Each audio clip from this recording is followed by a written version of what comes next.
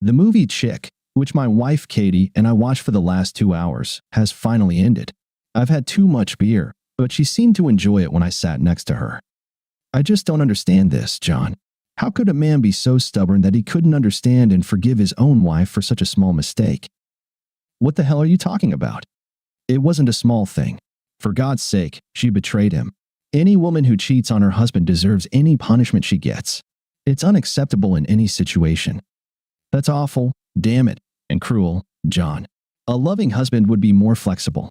He would understand that her making a mistake doesn't mean she doesn't love him. It means her feelings for him are less than they should be. A woman who cheats on her husband basically says she doesn't respect him and doesn't feel guilty, which belittles him, even if it doesn't show on his face. In her eyes, he's still less of a man. What if that's not her intention? It doesn't matter what her intentions are, Katie. What matters is what she did, and the outcome is inevitable. That's just old-fashioned, John. I can't believe you're so backward. All these things can be discussed and resolved. There's never a need for violence from the husband's side. That applies only if the wife confesses to cheating before he finds out. If he learns about it before she tells him, she's doomed. If she denies it after being caught, she should be burned at the stake. Most men don't pay attention to what their wives do, so devilishly few of them ever get caught. It's a stupid discussion. I'm going to get ready for bed. I'll be there in a few minutes. Katie and I spent most of the day at flea markets and yard sales. I didn't mind dragging her along every weekend because usually I could find something to watch while she dug through the stuff. She collected old ceramic coasters. The uglier they looked, the more she wanted them. We both worked and saved as much money as we could for our first home. Of course, it had to have a big kitchen with enough wall space, at least, for 100 ceramic tiles. We've only been married for 6 years, but we've been together for a few years before that. She was short and a little chubby. I often teased her about having a nursery figure. We planned to have several children after moving into our new home. Right now, all we needed was enough money for an 80% discount. I was finishing an article in a magazine, but I couldn't shake off thoughts about our recent conversation. Katie seemed too defensive about the topic of infidelity. It was never discussed before. In fact, I never even considered such a possibility, but now she caught my attention. Most guys I work with keep their wives on a tight leash. Katie, on the other hand, is completely independent. I've always trusted her and never doubted her loyalty. I never thought about cheating on her and hoped she felt the same way about me. Anyway, I decided that digging a little wouldn't hurt. I was sure I wouldn't find anything, but to be sure, I'd look. I worked from 6 to 4, and Katie worked from 8 to 6. That gave me a little time to figure things out. The next day, I dashed home from work around 9 and stepped into the apartment. I didn't know what I was looking for, but it was starting to seem amusing. Something like a secret hunt for a mystery. I couldn't start because I felt a strange sweet smell as soon as I walked in. It was air freshener. A lot of air freshener. I wandered around, sniffing, trying to figure out what was going on. Eventually, I found myself by the fireplace in the living room. Katie must have been burning something in the fireplace and was trying to mask the smell of smoke with the air freshener in the room. The fireplace floor was clean and looked as if it had just been swept. The black soot on the bricks was still damp. If she burned something and removed it, there had to be remnants somewhere. I thought if she were clever, she would have taken it to work with her. She wasn't clever. In the cardboard box in the garage was a plastic liner from a wastebasket. I spread newspapers on the kitchen table and emptied the contents of the packet. Mostly it was just black ash, but there were small bits of paper and a few photographs scattered throughout. I'd like to say I managed to reconstruct some scraps into something readable, but that was not meant to be. All I really knew was that she decided it was important to burn some old papers and photographs so I wouldn't find out about them. It meant something was happening that she didn't want me to know about. After our conversation the previous night, I started to worry. My whole life had been devoted to Katie and the future we were building together. Now it seemed I had been a little careless in observing what was going on around me. She wasn't completely honest with me in some aspects of her life. I knew very little about her work or her work colleagues. I never thought I needed to know. Well, now she had caught my attention. On my way to work, I stopped by Radio Shack and bought 3 digital tape recorders with voice activation and some extra batteries. The mobile communication office was more than happy to provide me with call logs for the past 3 months from both of our wireless devices. I explained that the National Security Agency was conducting an audit, and we needed the information for clearance checks. I requested both phones to avoid raising suspicions, but after checking mine, I tossed it into the shredder at work. For the first time since getting married, I began to have negative thoughts about my wife. I didn't like it, but I simply assumed. I got home a few hours before Katie and managed to set up the tape recorders, one in the living room, one in the bedroom, and one in the kitchen. I had to set up the kitchen one not to record the fridge noises. I turned them all on every morning before leaving for work. Dinner was ready by the time Katie got home. "Hi, darling. I hope chili will do?" "It's not bad if it's not too spicy." About halfway through dinner, I began probing. "Hey." When I got home, the house reeked. It was something between burnt cheese and scorched rubber. "What the hell did you burn in the fireplace before going to work?" They caught her. She tried to hide the fact that she burned things, but now it was out in the open. "Oh, nothing special. Just some old papers and school stuff." "Why the hell did you burn them? Why didn't you just toss them in the trash or shred them?" "By the way you cleaned the fireplace, it looked like you were preparing for a crime scene cleanup." "I don't know. Why is this such a big deal?" "Katie, I find it very strange that you woke up this morning, got ready for work, burned a pile of old school papers, and then cleaned it all up as if it never happened. Are you blaming me for being suspicious?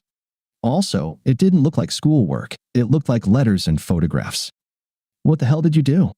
Did you dig through the trash and dig out this garbage just to accuse me of something?" "Yes." "Fuck off, asshole. You can sleep on the couch. I'm going to take a shower, go to bed, and read. You can sleep on the couch." Katie had never spoken to me like this before, but on the other hand, I had never accused her of anything before. A few seconds later, the doorbell rang. I grabbed her cell phone from the nightstand and quickly copied all the numbers from her contacts, all outgoing calls, all incoming calls, and all messages. It took only a few minutes to scan her address book into a computer file. I wouldn't mind sleeping on the couch, but the living room still smelled of burnt paper and ashes. At work, I had plenty of free time, so I took a day off. I turned on the tape recorders and left the house at the usual time, but instead of going to work, I headed to Denny's. A little later, around 8, I returned home. Katie had made one phone call. "I have some issues at home." "No, nothing like that. He just suspects that something is going on but has no idea what exactly. He's just getting irritated and really starting to get on my nerves." Okay. I think I can handle it. Maybe on Friday. See you." I had no idea who the mysterious person on the other end of the line was, but I thought I would find out soon. I wondered what was supposed to happen on Friday. I spent the morning at the library, going through her phone calls. I could have done it at home, but the reverse phone directory at the library was better than online and faster. Of course, for cell phones, it was worth nothing. I was able to eliminate most numbers because I knew them or could match them to her address book. One number stood out, TR's. It was on her speed dial and in her address book. The address book also listed a landline number, which turned out to belong to Tom Rollins. Katie worked with him at Gen X, and I had actually met him a few times.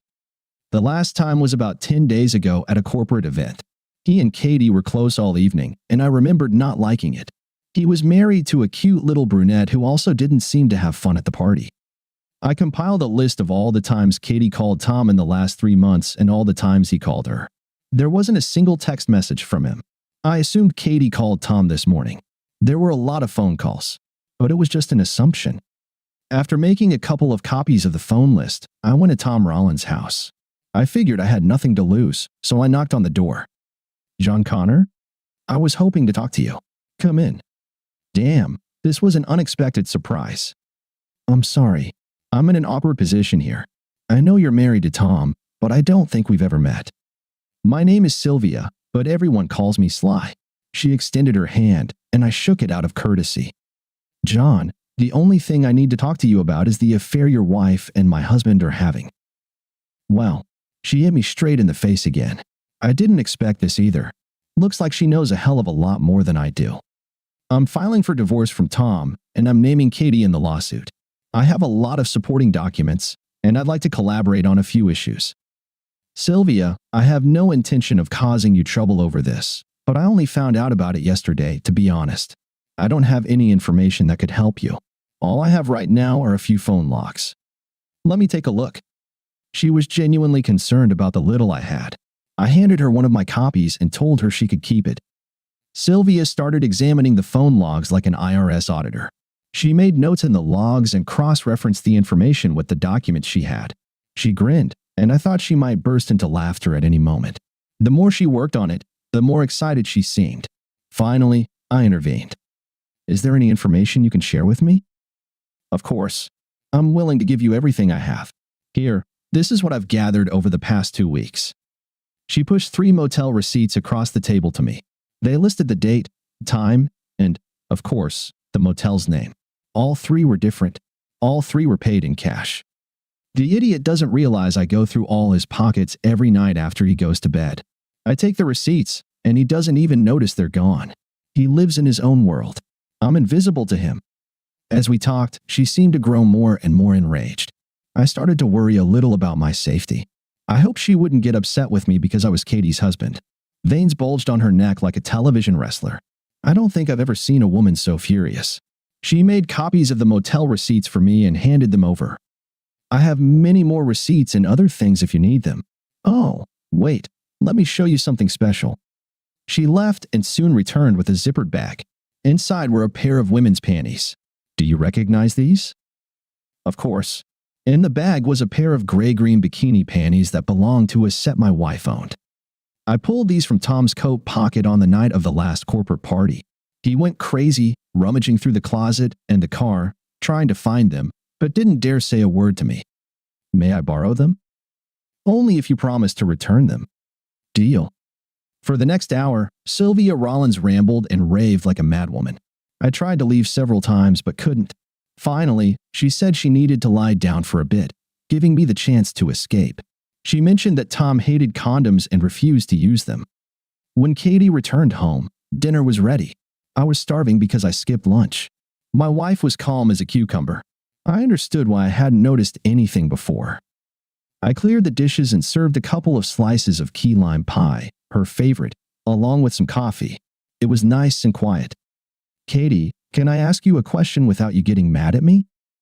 Are you still working on the fireplace? No, it's something else. Okay, go ahead. Where are the panties that go with this bra? I held up the gray-green push-up bra that matched the panties Sylvia gave me. I don't know. Probably in my dresser. Why the hell are you rummaging through my underwear? Are you turning into some kind of pervert?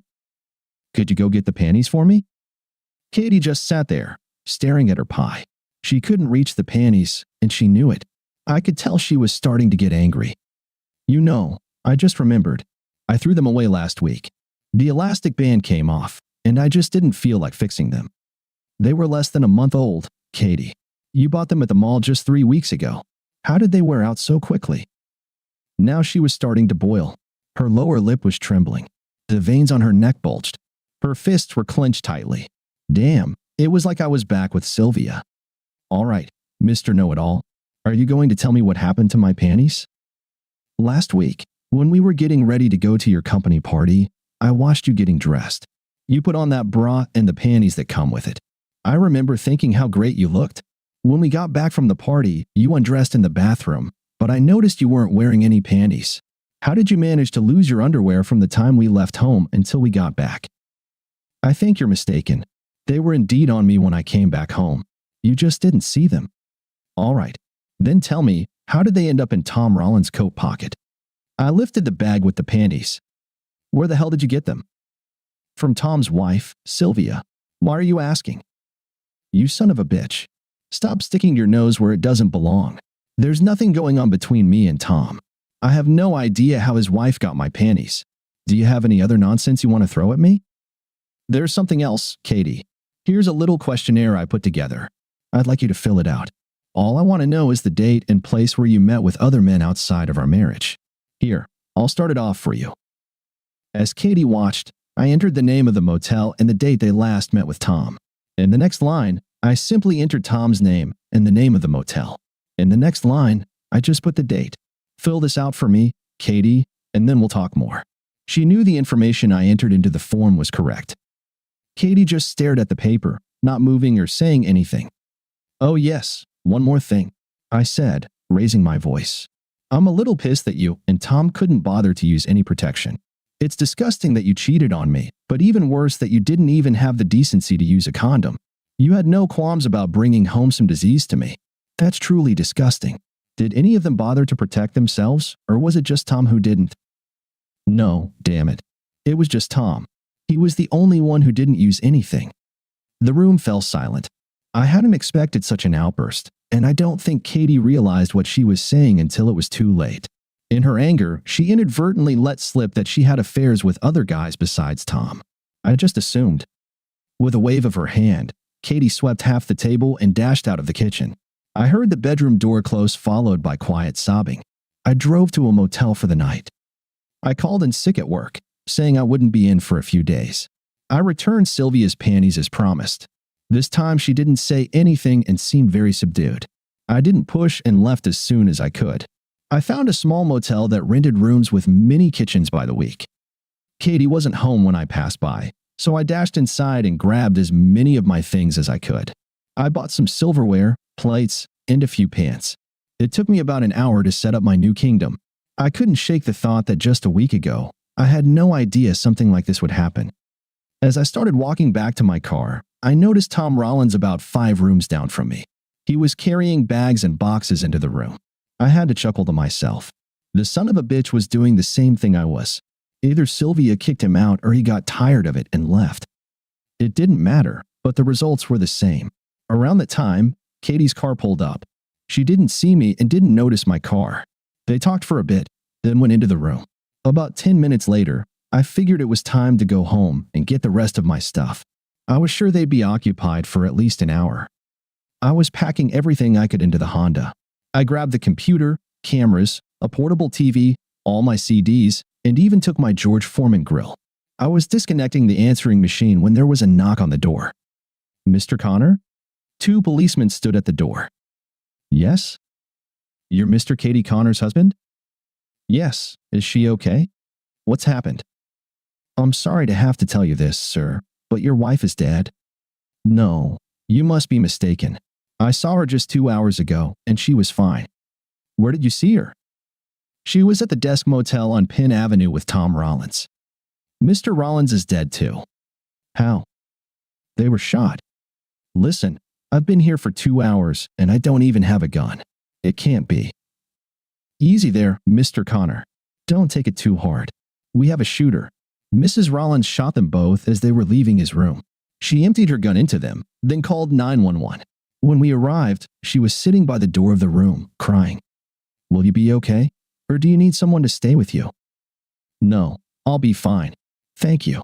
Any of you guys interested in buying a stand? A week ago, everything was fine. What the hell happened? I just assumed. Thank you for being with us and listening until the end. If you found it interesting, please subscribe, give us a like, and leave your comments. And we'll see you on the Cheating Secrets channel.